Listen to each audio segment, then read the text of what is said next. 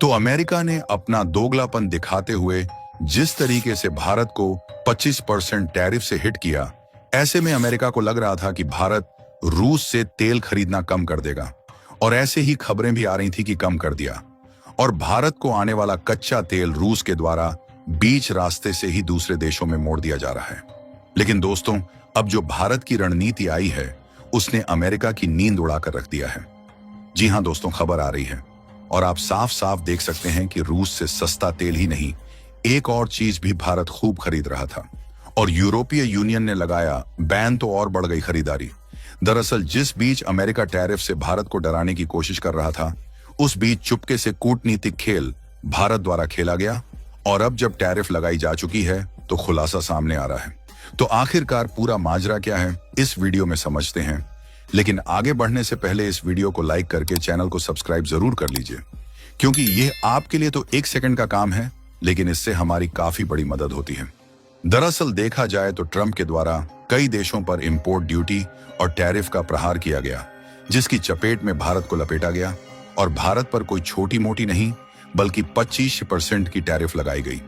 पहले 26% लगाए जाने की बात हो रही थी, लेकिन केवल इसे 1% घटाकर 25% ही लगाया गया, जबकि भारत के पड़ोसी देश जैसे कि बांग्लादेश और पाकिस्तान पर काफी ज्यादा ट्रंप के द्वारा टैरिफ डिस्काउंट दिया गया, और उन पर 19 या 20% की टैरिफ लगी है।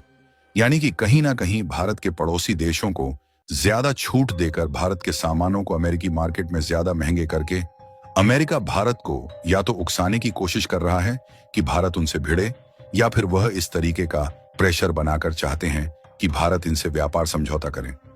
लेकिन शायद अमेरिका बीच बीच में भूल जाता है कि अब पहले वाला भारत नहीं रहा, और कभी कभी अमेरिका की सोच जहां से खत्म होती है, भारत वहीं से सोचना शुरू कर देता है। और इस बार पूरा वेस्टर्न, जहां रूस से तेल खरीदने तक ही सोचते रह गए, वहीं भारत नेफ्था तक पहुंच गया। दरअसल जब इसी बीच चारों ओर यह चर्चा चल रही है और वेस्टर्न मीडिया चिल्ला चिल्ला कर कह रहा है कि भारत झुक गया और भारत में रूस से तेल लेना बंद कर दिया, तो दोस्तों मैं आपको बता दूं कि ऐसा बिल्कुल भी नहीं है, बल्कि भारत ऐसा खेल खेला है कि पूरा वेस्टर्न मीडिया बौखलाया हुआ है कि भारत ने यह कब कर लिया। असल में जब ट्रंप दुनिया को टैरिफ से डराने की कोशिश कर रहे थे, और जब अमेरिका और यूरोप लगातार भारत को रूस से दूर करने के लिए धमकियां दे रहे थे, तब भारत ने चुपचाप एक ऐसा मास्टर स्ट्रोक चल दिया जिससे न सिर्फ ट्रंप की आंखें फटी रह गईं, बल्कि रूस ने भारत को वो चीज सौंप दी जो तेल से भी ज्यादा कीमती है।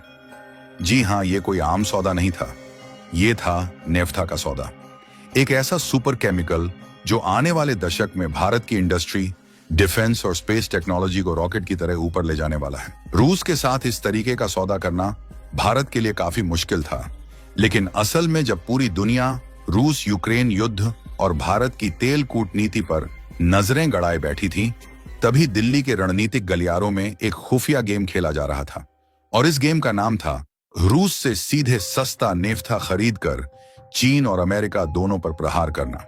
यहां तक कि ट्रंप ने जब 25% का टैरिफ लगाकर भारत को झुकाने की कोशिश की, तो भारत ने उन्हें वही जवाब दिया जो कोई भी स्वतंत्र देश देता है, और जवाब साफ है कि ना झुकेंगे ना रुकेंगे। और तो और भारत ने ना केवल इन धमकियों को हवा में उड़ा दिया, बल्कि रूस से ऐसा सौदा किया जिसकी खबर ना चीन के जासूसों को लगी, ना अमेरिका के सैटेलाइटों को। देखिए, सौदा रूस और भारत के बीच में हुआ है, लेकिन जिस प्रोडक्ट का सौदा हुआ है उसका नाम है नेफ्था। सुनने में कोई छोटी मोटी चीज लगती है, लेकिन इसकी औकात इतनी ज्यादा है कि अपने आप में न जाने कितनी ताकतों को समेटे हुए हैं, क्योंकि यह पेट्रोकेमिकल इंडस्ट्री की बैकबोन है। इसी से बनते हैं ओलेफिन्स और एरोमेटिक्स, जो आगे चलकर प्लास्टिक, रेजिन, फाइबर और हजारों केमिकल्स का बेस बनते हैं। पर असली कहानी यहां से शुरू होती है कि भारत का डिफेंस, स्पेस और इलेक्ट्रॉनिक्स सेक्टर इसी नेफ्था से बने हाई ग्रेड कंपोजिट मटेरियल पर टिका है। आपके फाइटर जेट की बॉडी हो या ड्रोन के हल्के हिस्से, सब कुछ इस नेफ्था के डेरिवेटिव्स से बनते हैं। और जब यूरोप ने फरवरी 2023 में रूस से तेल उत्पादों पर बैन लगाया, तो वही नेफ्था जो यूरोप ने ठुकराया, भारत ने उसे दोनों हाथों से लपक लिया, वो भी कौड़ियों के भाव। अगर आपको नहीं मालूम तो बता दें कि 2025 के पहले 6 महीनों में भारत ने रूस से 14 लाख टन नेफ्था खरीद लिया है। ये नेफ्था सीधे गुजरात के मुद्रा, हजीरा, सिक्का जैसे पोर्ट्स पर उतरा, जो अब एशिया की नई एनर्जी मीडियम बनते जा रहे हैं। पहले ये माल यूएई से आता था, अब रूस से सीधा, सस्ता और तेजी से आ रहा है। इससे भारत ने न केवल अरबों रुपए बचाए, बल्कि एक ऐसा एनर्जी स्टॉक तैयार किया जो भविष्य के हर संकट में काम आने वाला है।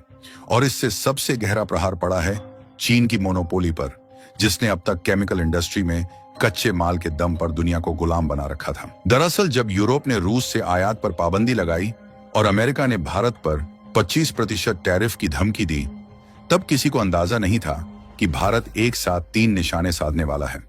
पहला ये कि अपनी इंडस्ट्री को कच्चा माल देना, और दूसरा चीन की मोनोपोली तोड़ना, साथ ही तीसरा अमेरिका को उसकी औकात दिखाना। आपको बता दें कि नेफ्था कोई मामूली चीज नहीं है।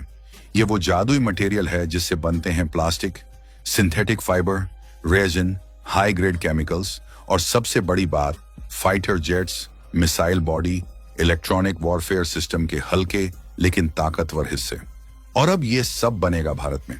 ना चीन से इंपोर्ट होगा, ना अमेरिकी टेक्नोलॉजी की भीख।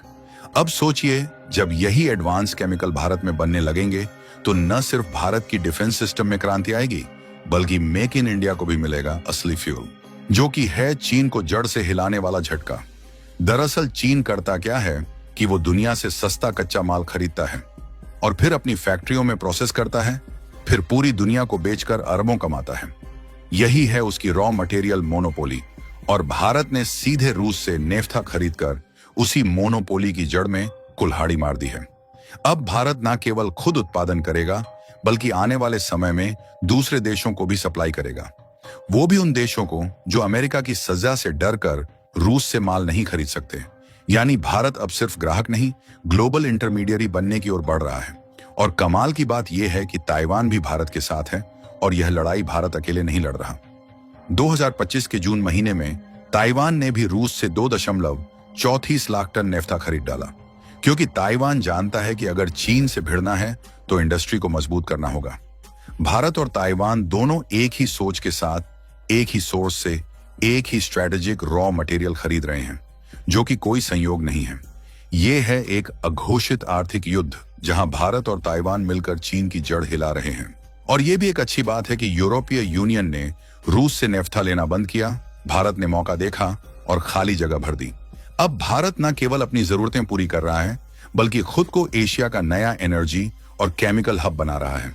और सबसे बड़ी बात कि कल जब भारत के बने कंपोजिट मटेरियल, फाइबर और एडवांस केमिकल दुनिया को सप्लाई होंगे, तो भारत उन देशों की मदद करेगा जो अमेरिका के डर से रूस से सामान नहीं खरीद सकते।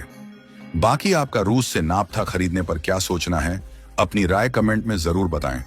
और इस वीडियो को लाइक करके अपने मित्रों तक शेयर जरूर करें, ताकि उन्हें भी जानकारी मिल सके। इसी तरह और भी नॉलेजेबल वीडियो देखने के लिए चैनल को सब्सक्राइब करके बेल आइकन को ऑल पर जरूर सेलेक्ट करें। जय श्री राम।